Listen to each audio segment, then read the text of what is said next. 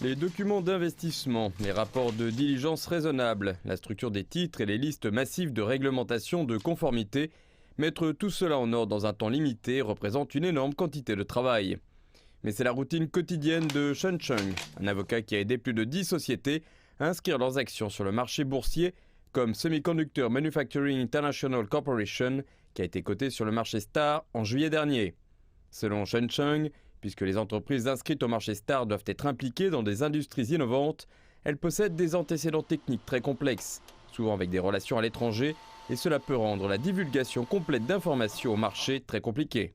Les sociétés cotées en bourse doivent rendre compte de l'ensemble de leur processus de démantèlement ou d'ajustement des structures étrangères dans lesquelles elles sont impliquées. Toutes les technologies doivent être décrites dans des expressions faciles à comprendre afin d'être compréhensibles pour un public plus large, et le conseil d'administration exige des entreprises et des intermédiaires qu'ils répondent à toutes les questions dans un délai de 90 jours ouvrables. Le mois dernier, Shen Cheng a reçu un avis du régulateur du marché lui demandant de revoir les structures et les stocks de toutes les sociétés cotées avec lesquelles il a travaillé. Le premier lot de rapports avait une date limite fixée à aujourd'hui. Dans le passé, les parties concernées soumettaient une lettre d'engagement indiquant qu'il n'y avait aucune participation au nom d'autres personnes. Mais maintenant, une lettre d'engagement ne suffit plus, nous devons remettre des preuves. L'une des questions les plus importantes est de clarifier le flux de capitaux, quel que soit le stock concerné. Selon Shen Cheng, les régulateurs devenant plus stricts, l'ensemble du processus, de la déclaration d'intention de déposer une introduction en bourse à l'émission finale, a, depuis le dernier trimestre, été étendu à plus de 9 mois par rapport aux 6 précédents.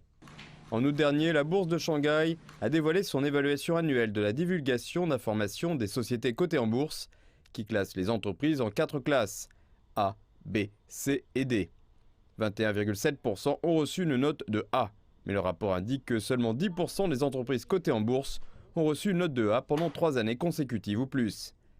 Les principaux changements apportés à la loi se trouvent dans les articles 160 et 161 qui suppriment les limites des amendes pour falsification ou non-divulgation d'informations importantes. Les sanctions pour les affaires impliquant des montants particulièrement élevés ou des circonstances particulièrement graves sont précisées dans les 2 articles, et en plus d'amendes illimitées, peuvent aller jusqu'à plus de 5 ans de prison. Les experts disent que si les nouveaux amendements sont essentiels pour le développement futur du marché, basé sur l'enregistrement, il y a peut-être encore du chemin à parcourir. Le marché devrait apprendre à différencier correctement les responsabilités des intermédiaires et celles des sociétés introduites en bourse et les évaluer équitablement. Le système basé sur l'enregistrement attend toujours que davantage de pratiques de marché soient examinées et optimisées avant de pouvoir être accepté comme un système établi.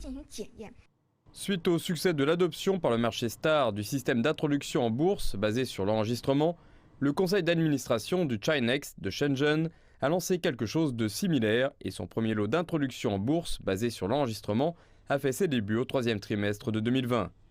Avec l'acceptation plus large du système d'enregistrement, Tina Tien estime qu'il est d'autant plus important que la confiance des investisseurs dans les marchés soit soutenue par une protection solide contre la divulgation d'informations incomplètes.